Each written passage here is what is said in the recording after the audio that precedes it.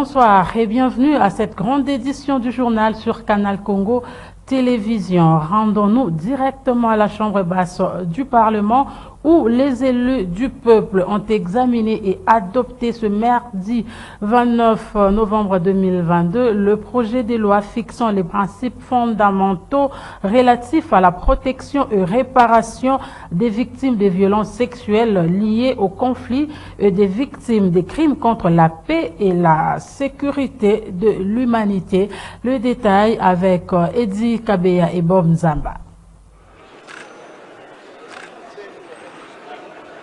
Depuis plusieurs décennies, d'importants conflits armés sévissent sur les territoires de la République démocratique du Congo, au cours desquels des populations civiles sont généralement prises pour cible d'attaque des différents acteurs impliqués dans ces conflits. Elles font particulièrement l'objet de graves violations du droit international humanitaire et des droits de l'homme, on sait compris les violences sexuelles qui affectent gravement leur intégrité physique et leur dignité humaine. Ces violences ont des causes diverses liées notamment à l'accès aux ressources naturelles ou en représailles contre des citoyens et des communautés soupçonnées de collaborer avec une partie adverse à un conflit. Un nombre élevé de ces crimes est attribué à la création des armées étrangères, des groupes armés des communautés ainsi que dans certaines circonstances des préposés de l'État. Cependant, les victimes et leurs ayant droit qui se comptent par millions ne disposent pas de mécanismes adaptés ou adéquats, permettant l'accès à la justice et à la réparation en vue de leur réinsertion ou du relèvement communautaire. Délaissés et souvent plongés dans l'anonymat par crainte des représailles de la part de présumés auteurs ou des rejets par leurs familles et communautés, des conditions de vie des victimes et de leurs ayant droit se caractérisent par diverses formes de maltraitance et par la stigmatisation qui sont à la base de leur marginalisation. Ils deviennent des groupes vulnérables qui nécessitent une protection particulière de l'État. Au regard de ces engagements internationaux, émanant notamment de l'addendum aux communautés conjointes sur les violences sexuelles avec l'Organisation des Nations Unies, qui recommande la mise en place d'un dispositif juridique et institutionnel pour la réparation à leur profit. Le mécanisme juridique existant se préoccupe plus de présumés auteurs, notamment à travers les lois d'amnistie. Il subordonne la réparation des préjudices subis par les victimes du fait des conflits à l'établissement des crimes avec pour exigence la reconnaissance et l'imputabilité de la responsabilité pénale des présumés auteurs en vue d'espérer bénéficier de quelques réparations. Au-delà du fait que l'organisation de ces procès est pour les victimes ou pour les ayants droit sujette à beaucoup de contraintes, plusieurs autres obstacles s'érigent contre leur droit d'accéder à la justice réparatrice. Il s'ensuit la nécessité et l'urgence de légiférer conformément aux dispositions de l'article 123.16 de la Constitution de la République démocratique du Congo, en dotant le pays d'un cadre normatif particulièrement adapté pour fixer les principes fondamentaux relatifs à la promotion, à la protection et à la réparation des victimes des violences sexuelles liées au conflit et des victimes des crimes contre la paix et la sécurité de l'humanité. Et juste après l'adoption de ce projet de loi, les membres de la commission politique administrative et juridique, genre, famille et enfants, qui ont présenté ce projet de loi se sont livrés à la presse. Eddie Kabeya et Bob Nzamba étaient là pour le compte de Canal Congo Télévision. Nous venons de présenter les projets ou les rapports de la loi sur la réparation des victimes de violences sexuelles liées au conflit et des victimes des crimes contre la paix et la sécurité de l'humanité. C'est un texte d'importance capitale parce que ce texte vient résoudre un grand problème. Comme vous le savez, l'État a le devoir de protéger les personnes et leurs biens. Mais dans des milieux où il y a des mines, où il y a des conflits, ce sont les femmes qui sont violées. Et quel est le mécanisme que l'État peut faire pour réparer ces préjudices causés par sa sécurité? Parce que c'est l'État qui prend en charge la sécurité. C'est comme ça aujourd'hui, on a instauré cette commission, les fonds, qui va prendre en charge les réponses adéquates aux victimes qui ont été oubliées, ça fait plusieurs années. Comme vous le savez, ce texte n'est pas un texte répressif, c'est un texte qui vient répondre à un problème donné, qui prend en charge les victimes de violences sexuelles. C'est un texte qui veut assurer la réparation des victimes sexuelles.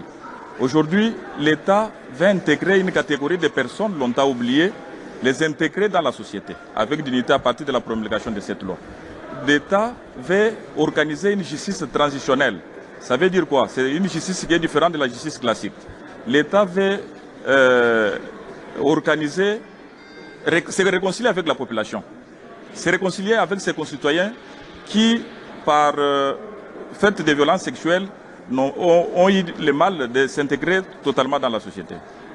Voilà la quintessence de cette loi qui prend en charge la réparation des victimes de violences sexuelles et des victimes de crimes contre la paix et la sécurité de l'humanité. Toutes les innovations introduites dans le cadre de ces projets ou de cette loi partent toujours de la victime. Comment? Les innovations prennent en compte les victimes et la communauté au nombre desquelles on peut citer la gratuité des frais, l'assistance judiciaire et l'accompagnement psychosocial des victimes. Donc, il y a un fonds qui est créé. Ce fonds va prendre en charge toutes les victimes de violences sexuelles. Et pour boucler le chapitre Assemblée nationale, l'honorable Scholastique Mayindo est revenu sur la publication du calendrier électoral par la Commission électorale nationale indépendante. Cet élu du peuple appelle à cet effet ses électeurs à s'approprier le processus électoral. Suivez. C'est un signal fort pour savoir que en 2023, il est vraiment prévu les élections et nous allons y aller. Parce que là, il y avait tout le temps, il y avait des hésitations, il y avait des commentaires, il y avait toutes sortes de choses. Les gens se disaient non, peut-être que, même si on a déjà fait la loi, mais peut-être qu'on n'a pas décidé d'aller aux élections, on va trouver un moyen pour s'échapper. Mais là, avec la publication des calendriers, comme on dit en lingala, des mbessili. Quand on voit par exemple les différents délais qui sont fixés, on pourrait effectivement être effrayé. Mais moi, je suis très sûr que nous pouvons aussi y arriver. C'est vrai que quand on voit par exemple les questions des infrastructures, surtout que maintenant, le calendrier, pendant qu'il va être réalisé, il y a des endroits où on va traverser la saison de pluie, parce que nous n'avons pas les mêmes calendriers au nord ou au sud de l'équateur, donc il se poserait des problèmes d'infrastructure, il se poserait des problèmes des moyens de transport, il se poserait des problèmes parfois, il y a certains endroits où ça va être fait pendant que les élèves sont encore là, et donc ce sont là les défis tout simplement. Je me dis, la CENI est capable de faire face à ces défis. Ce sont des défis qu'il faut relever. Il faudrait juste qu'on puisse mettre un peu plus de moyens pour qu'on puisse réaliser ce qu'on a prévu. Donc pour moi, je me dis, le calendrier, c'est vrai qu'il n'est pas parfait, mais il est faisable et il est atteignable. Non, dans les commissions, ça c'est tout très bien. Pour le moment, je suis en train de travailler dans la commission environnement, les différents projets, de propositions de loi et les projets de loi qui sont déjà passés en débat général dans la plénière. On est en train de les finaliser, d'amender, de compléter pour qu'on puisse revenir avec ces rapports-là et qu'on puisse quand même réaliser plus de lois. Parce que vous savez, il y a des lois qui sont déjà passées en débat il y a un an, il y a peut-être un an et demi et tout. Mais tout le temps, on nous dit les projets qui sont prévus dans les calendriers de chaque session, on n'arrive pas à atteindre un pourcentage élevé. Moi, je suis sûr que cette fois-ci, on va atteindre un pourcentage élevé parce que nous travaillons, comme vous avez dit, nous travaillons d'arrache, puis nous travaillons parfois les samedis et même les dimanches. Donc, ça se passe bien. Il y a beaucoup d'échanges et puis on complète les éléments qui manquent, on se documente. En tout cas, pour moi, ça se passe très bien dans nos commissions. Dans un autre chapitre, la question du retour de la paix devra être discutée à l'intérieur du pays pour élaguer les collabos, les infiltrer. Le chef de l'État devra donc convoquer les consultations nationales. En tout cas, c'est l'avis de Maître Ernestine Nyoka, présidente nationale du Congrès des Patriotes démocrates. Elle est au micro de Gisèle Etoko. Écoute-chou. En RDC passe absolument. Pour la présidente nationale du Congrès des Patriotes démocrates, Maître Ernestine Nyoka Kaïba, la question du retour de la paix en République démocratique du Congo devrait être discutée à l'intérieur afin de laguer les collabos, les infiltrer, ceci en convoquant les consultations nationales par le chef de l'État. La paix en RDC passe absolument par notre armée, c'est au FARDC de se battre, passe par le peuple congolais, c'est au peuple de s'élever. Et dernier point, je dirais, le retour de la paix dépend de l'entente qu'il y a à l'intérieur du pays. Nous souhaiterons, nous, que le président de la République n'aille pas s'embourber dans une affaire où on lui demande de négocier avec les groupes locaux. Nous sommes, nous, contre. Parce que ce ne sont pas les groupes locaux qui sont en difficulté avec la RDC, ce sont les pays voisins qui plutôt nous agressent. Et donc, nous souhaiterons que la question du retour de la paix puisse aussi être discutée à l'intérieur, que pour élaguer les collabos, pour élaguer les infiltrés, nous souhaiterons, nous, que les chefs de l'État puissent convoquer des consultations nationales ou des concertations nationales ou un forum national ou un dialogue national. Que les partis politiques, que certaines personnalités politiques, que les forces vives de la nation, que la société civile, les sociétés civiles soient au rendez-vous autour du chef. Et nous avons tous des idées à donner, que les chefs puissent exploiter cela pour qu'il y ait un retour réel de la paix. Le dialogue n'est pas une solution salutaire pour endiguer l'insécurité à l'est de la République démocratique du Congo. C'est en tout cas l'avis du président de la société civile Force Vive, coordination urbaine de Béni, Maître Pépé Kavota. Son président dit réitérer sa confiance à l'armée congolaise pour barrer la route à toute forme de trahison et infiltration au sein de nos forces armées de la République. Il est au micro de notre correspondant Joël Kamabou. Cette voie de dialogue, je pense selon moi que ça ne peut pas nous ramener la paix parce qu'il y a toujours des brebis galeuses qui essaient de ronger même le tissu social pour qu'ils recouvrent en certaines places ou postes dans le gouvernement. À principe, un gouvernement légitime ou légalement établi ne peut aucunement pas dialoguer avec un rebelle. Ça c'est connu, c'est une chance. Et que donc, si nous allons dans cette voie-là, nous pensons que ça ne peut pas nous ramener la paix. C'est de voir tous ces éléments de l'armée qui sont issus des mixages. N'est-ce pas? Tous ceux-là qui collaboreraient avec l'ennemi doivent être tirés de l'armée pour constituer une armée républicaine. C'est ça ce qui peut, n'est-ce pas, essayer encore une fois de revivre ce que nous avons vu avant les années 80 où l'armée congolaise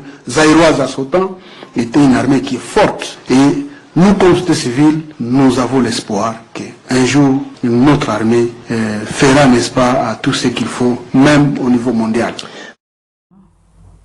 Bois-Guérin.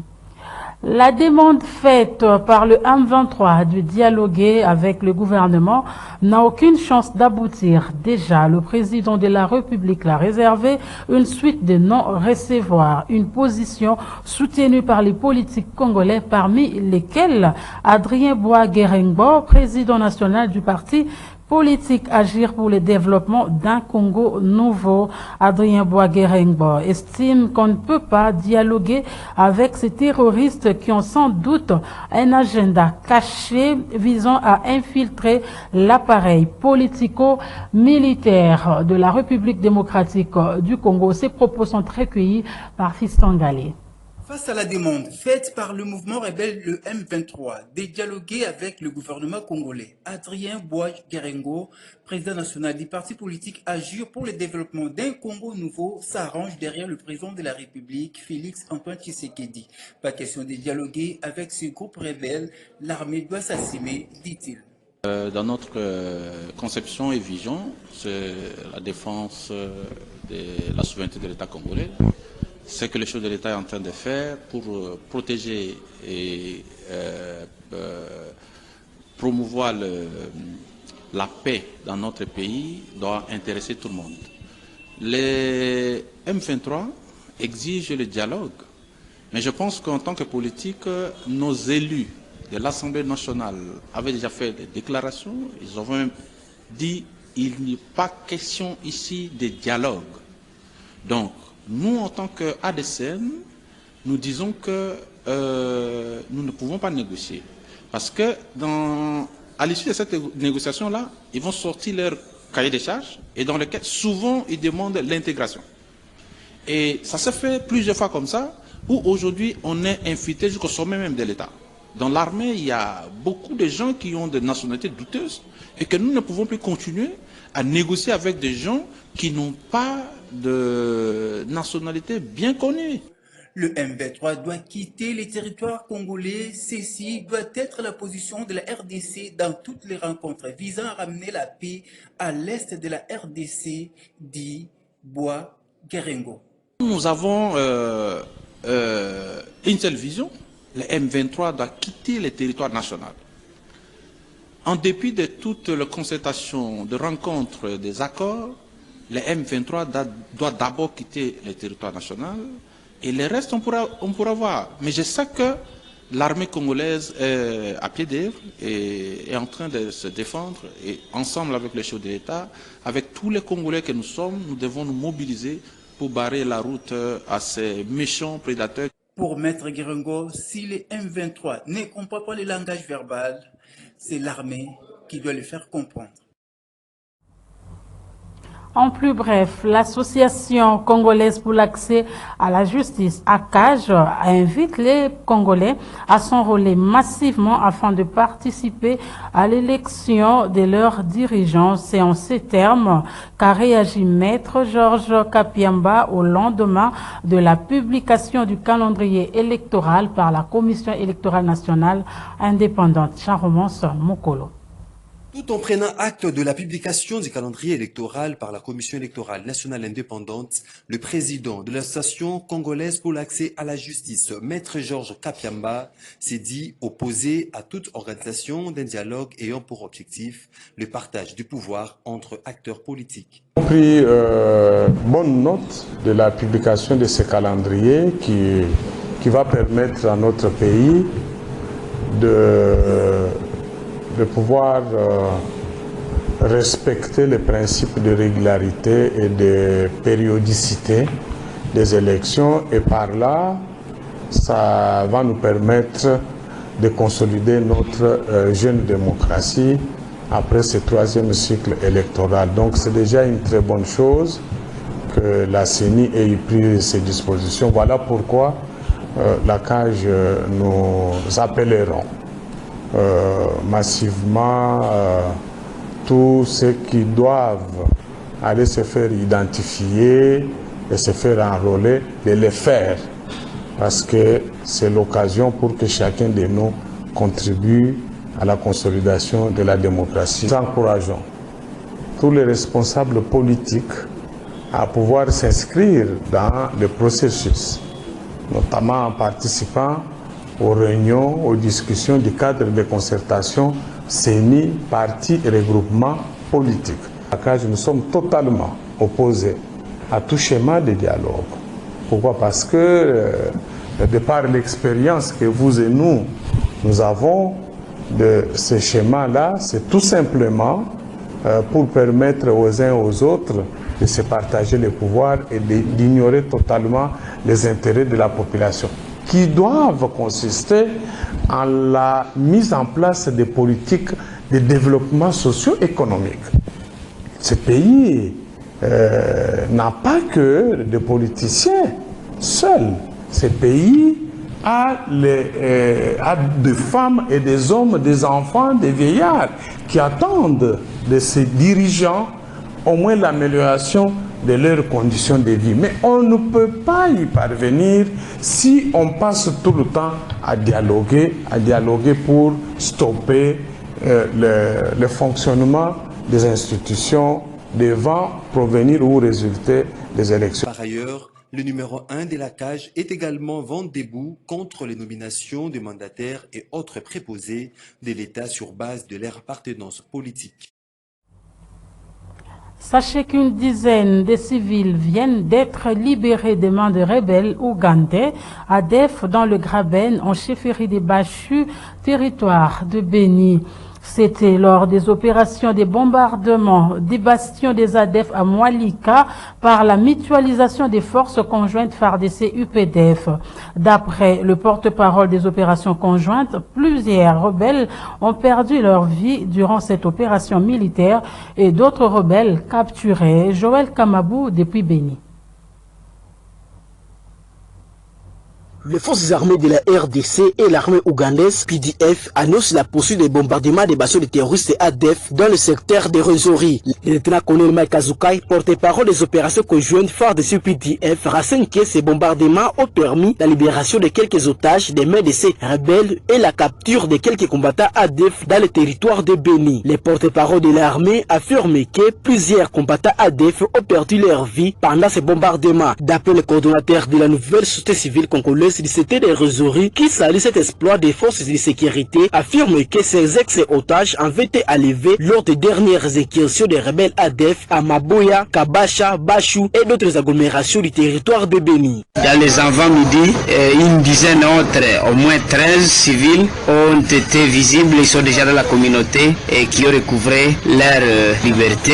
Et après, la puissance du feu des FARDC quand est en train d'être effective dans ce graben face à l'ennemi qui endeuille la population au jour le jour et commettant plusieurs exactions dans ce coin du territoire de Beni. C'est une situation que nous saluons, mais aussi nous ne cessons pas d'encourager les FARDC à continuer ici. Plusieurs bavures, dégâts humains et de violations des droits de l'homme sont en train de se commettre au moment où la population est en train d'alerter à Tahiti les autorités. Mais aussi nous appelons la population à la collaboration avec les services de sécurité et de dénoncer tout mouvement suspect qui peut être visible dans leurs champs et dans leurs villages afin de permettre aux services de sécurité. Il s'est de vous rappeler que la société civile du groupement Bambouba Kisiki avait révélé que plus de 15 civils de Maïmoué et Kokula étaient également portés disparus depuis le dernier bruit des bottes des ADF dans cette partie du territoire de Beni. C'est la deuxième fois que les otages sont libérés dans la vallée de Mwalika à la suite des bombardements. Au début de ce mois de novembre, une dizaine d'otages ont été libérés toujours dans la vallée de Mwalika, parmi lesquels le sujet kenyan et burundais. Dans cette région de Beni, opère la coalition des armées congolaises et ougandaises dans le cadre de l'opération Shuja contre les rebelles ADF. La coordination des opérations conjointes demande à la population riveraine et aux usagers du tronçon routier Kassini Butembo via Karuruma d'être très prudents, surtout de continuer à collaborer avec les services de défense et de sécurité qui restent déterminés pour anéantir l'ennemi dans cette partie qui continue à subir les affres de guerre. Je suis Jules Kamabou depuis la ville de Beni. Tout à fait autre chose. Jules Boulembi, journaliste présentateur du magazine Canal Presse, poursuit ses visites de prise de contact. Il a effectué sa 3e étape dans la commune de Makala. Nous sommes dans le district de la Funa. Suivez ce reportage de nos confrères de Canal King Télévision. Animé d'un seul souci d'entendre son objectif, celui d'être le défenseur du peuple pour la législature 2023. Je suis Funa 2023 a repris son bâton de pèlerin le week-end passé pour des descentes dans les communes du district de Zofuna. 3e étape, la commune de Makala, plus précisément sur l'avenue Kikweta. La commune de Makala, à son arrivée, Jules Boulembi, Ndeko Zulu, Je suis Funa 2023, a fait l'objet d'un accueil chaleureux de ses habitants. Tout juste après la pluie qui s'est abattue à Kinshasa le samedi 26 novembre 2022. Prenant la parole, Ndeko Zulu a donné les raisons de sa présence dans ce coin de la capitale, qui se résume à un soutien indéfectible à son endroit pour les élections de 2023. Car pour l'orateur, l'heure est venue pour défendre les intérêts de la population de Makala au niveau de l'Assemblée nationale. Très pertinent au jeu de questions et réponses. Les populations de Makala demandaient à Ndeko Zulu de ne pas suivre le mauvais exemple des autres élus qui, après leur élection, ont fui le peuple. Enfin, elle a adhéré à l'idée de Ndeko Zulu, car pour elle, Jules Boulembi sera différent des autres et à tout leur soutien. C'est bien Ndeko Zulu, l'émission déjà tout le monde a commencé, mais vous avez surprise. La chanson de Ropesa, et comme a surprise, de Ropesa au chance. Où est la base?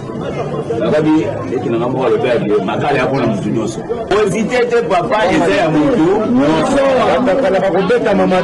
La population de Makala a fait visiter Ndeko Zulu, la grande direction Kwilu qui débouche jusqu'au rond-point Ndaba est dans un état très piteux. Cette direction, une fois réhabilitée, sera un grand soulagement pour les populations de Makala. Ndeko Zulu a quitté Makala avec un sentiment de satisfaction, car ayant maintenant une base sûre dans cette commune. Ce journal est terminé, mesdames et messieurs. Merci de votre attention soutenue. Restez en compagnie de CCTV Ralik.